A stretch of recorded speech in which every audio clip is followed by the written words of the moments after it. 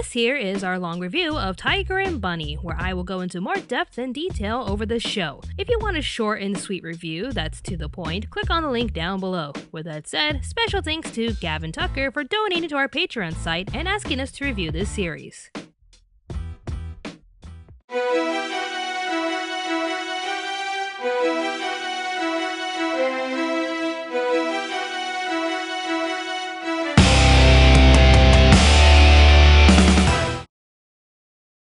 The one thing I ask when recycling old themes and stories is to find a way to make it interesting. There are countless amounts of superhero stories, so it's hard to make one that'll stand above the rest. With that said, how does Tiger and Bunny compare to the rest? What can this superhero story do that no one else has ever done?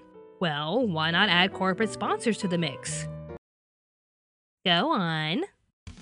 In Sternbill City, a handful of humans known as Next are born with supernatural powers. At first, they are treated as outcasts until a businessman asked, why not make them into real-life superheroes and turn it into a successful reality show? And so Hero TV is born, a network dedicated to showing top-of-the-line action where our superheroes have to chase down the bad guys while showing off their sponsors' logos. The questions are, though, what makes a real hero in this world? Do our heroes feel appreciated or used? In dire need, will they risk everything to do what's right or wait for their cue from their director? If anything, what is right and wrong in this city? A lot of these questions are answered and analyzed as we follow an aging hero named Kotetsu Kaburagi, also known as Wild Tiger, as he is being forced to team up with another hero named Barnaby Brooks to set up a new marketing angle and to secure his future in the industry. Already we have an interesting version of X-Men. Humans don't like these supernatural Next, but instead of getting rid of them, a few businesses decide to profit off of them. While it goes a long way to give these people a purpose with their powers, it also sets different narratives over what's right and wrong. Instead of being typical superheroes, these heroes are on a leash and can only carry out their duty when given the cue from their director. At the end of the day, the businesses own these heroes and they're treated as pawns meant to entertain the people. Enter our main hero Kotetsu, who became a hero solely to protect the innocent and lock up the bad guys. He is constantly fighting with the Hero TV director over doing what's right and what she believes will get more ratings. We should really step in now. Wait for it. Seriously? We could stop this from spreading, you know that. Yes, but that would be boring. We gotta make it more exciting. What do you want? Crying orphans on fire or something? Oh, if only we were that lucky.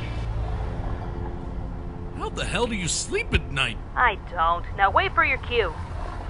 At the same time, Kotetsu's credibility is constantly on the line as he is getting old and less useful to the team. Even his old sponsor couldn't afford to support him with how unpopular he was, but at least he was able to get a new chance with another company trying a new angle, a superhero team. Now Kotetsu is in a desperate situation to maintain his job and his morals while being paired with a young hero who may be better than him, but even he has his own issues. The overall narrative to this series is adapting.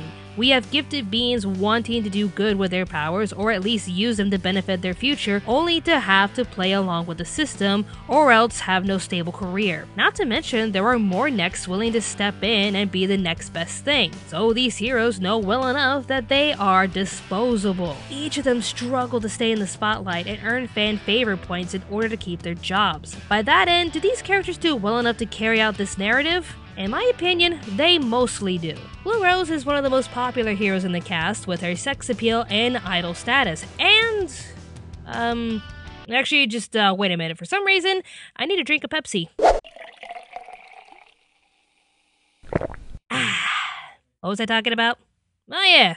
She knows how to play the game and stay on top, but at the same time, she feels like she's selling herself out as she just wants to be free to play her own music. She knows that she can do good with her powers and is an inspiration to her fans, but you can tell that she is a fish out of water. I don't want to fight crime, especially in these heels. I just want to be in the music industry, but this is what I have to do to get what I want. We then go to Mr. Popular, which is Sky High. No, but that was a cute movie. No, we're talking about this Sky High. We do see him as the confident Mr. Nice Guy who feels 100% secure about his position as a hero, but he doesn't really brag about it too much. If anything, he's just a naive, humble hero. And I really do mean naive. I completely agree.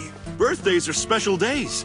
Yes, when one of us celebrates a milestone, we should all support him. Well, aren't you just adorable? But then we see him as a vulnerable person when his job is on the line. With him not being number one anymore, his sponsors begin to worry and want him to rise up again or else lose his sponsorship. He shows that anyone, even the King of Heroes, can easily lose their jobs and be replaced. Another interesting point rises with Origami Cyclone. Like Blue Rose, he feels out of place, but mostly because his powers aren't that useful. You could shapeshift into me and use my 100 power. Not really. See, I can copy a person's appearance, but not their powers. That blows. You party trick there, but not entirely useful. However, he brings up a story back in his days at Sky High. You like that joke? How about this one? Back in his days at the Hero Academy.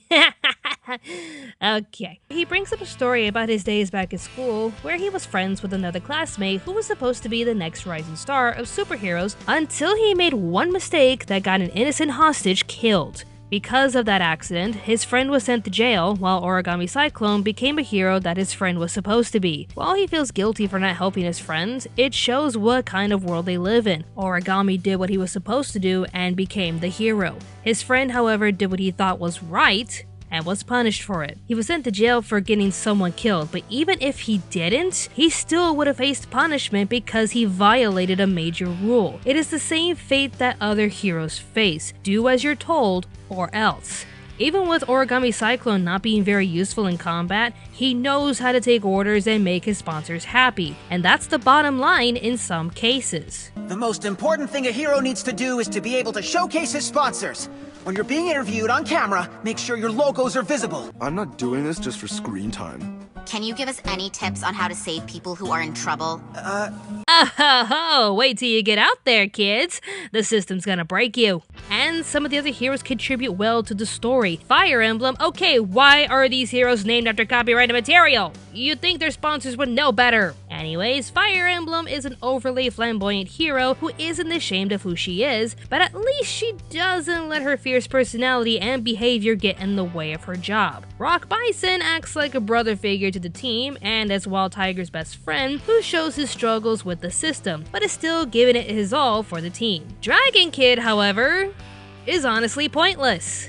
There really isn't anything special about her except for the fact that she's a kid. But they don't dwell on that too much. Like, was she so gifted that she became the youngest hero in the industry? But how? Aren't there child labor laws that prevent this? No? Well, what's the purpose of the plot? Would you please watch your language? We've been over this a million times already. Would it kill you to be more ladylike? She needs to eventually accept her feminine side. I'm sorry, but how does her character contribute to the story? The others are showing their own struggle with the system, but she has to accept her femininity? Even though she's a kick-ass fighter who doesn't really need to be feminine? It's just her parents and caretakers not wanting her to forget that she's a girl.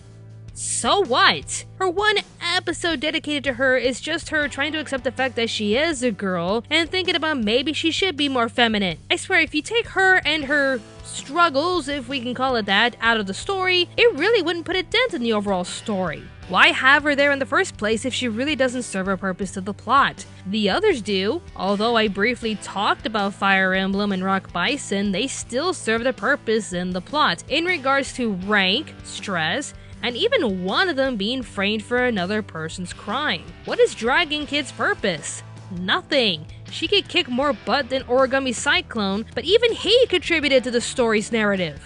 And that hurts. Still, our main focus is on our dynamic duo. No pun intended. Or was it? The main character is our hero enthusiast Kotetsu, also known as Wild Tiger. He tries to maintain the hero's honor and be a true hero in the eyes of the public. There is only one problem though. No one cares. The audience doesn't want to see the breaking story in the news hours later that a superhero saved the day. They want to see the action live and make sure it's exciting and thrilling. Hence why we have Kotetsu clashing with the Hero TV executive director, Agnes Jobert, constantly.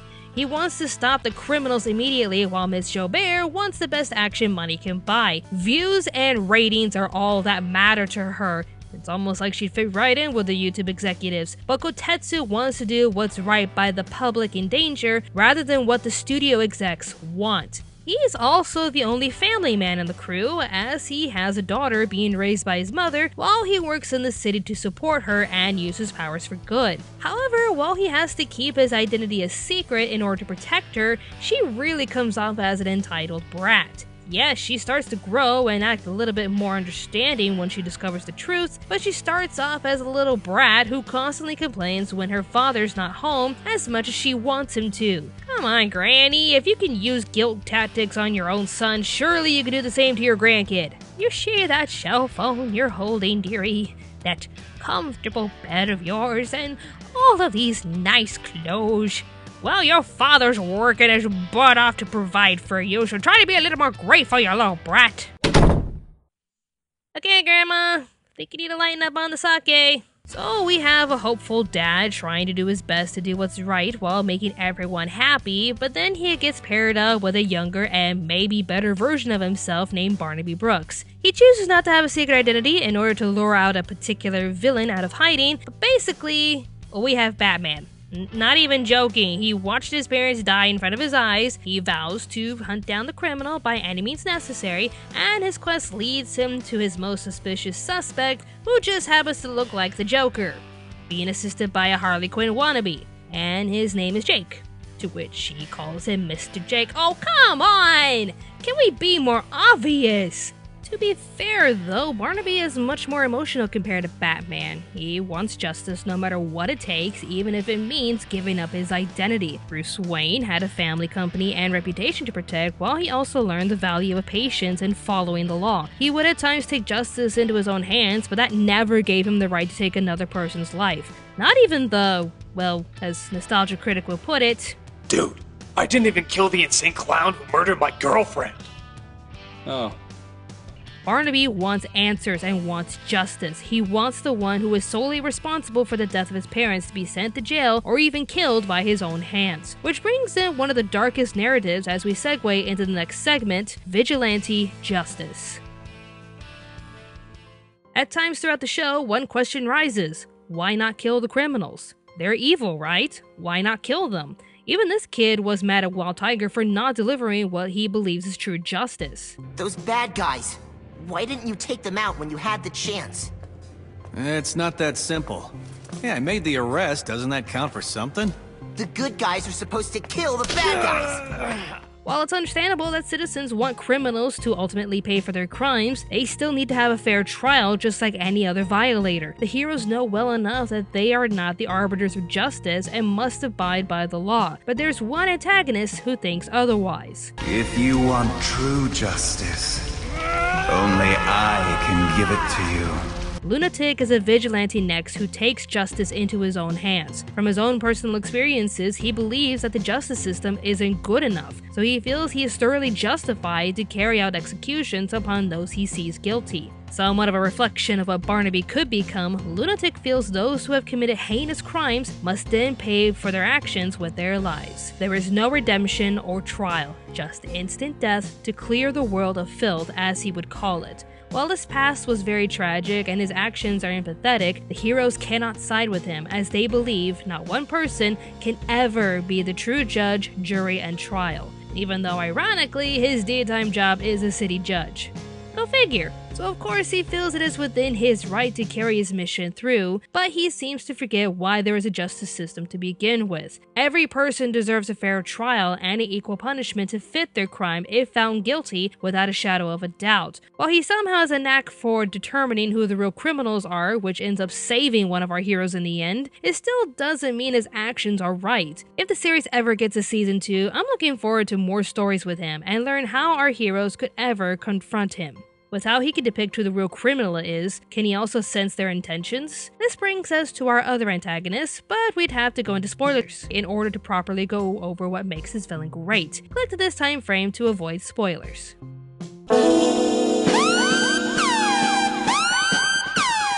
First thing, before we continue, I just need to get this off my chest. Well, we judges are here to serve the Justice Bureau, just like you. If there's anything else I can do for you, please don't hesitate to ask. I'm here to help. Well, gee, I wonder if you're a lunatic. I mean, you don't look suspicious at all, don't you? Sorry about that.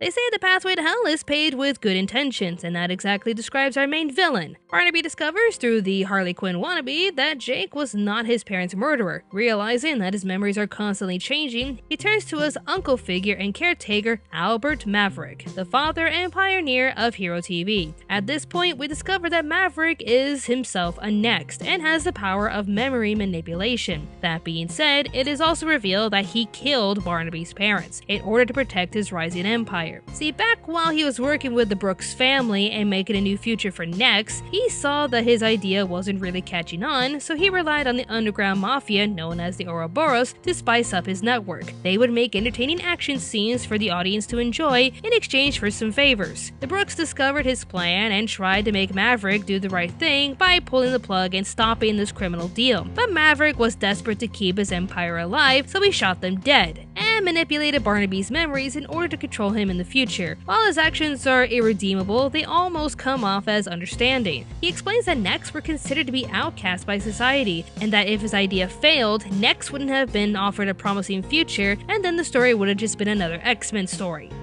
Thanks to all of my efforts, the public has come to accept heroes. Before Hero TV came along, you weren't seen as the symbols of justice you are today. The public needed a sense of hope, and watching you capture low-level criminals provided that. Without me, this place would not have progressed. I did what needed to be done. You should be thanking me, not arresting me.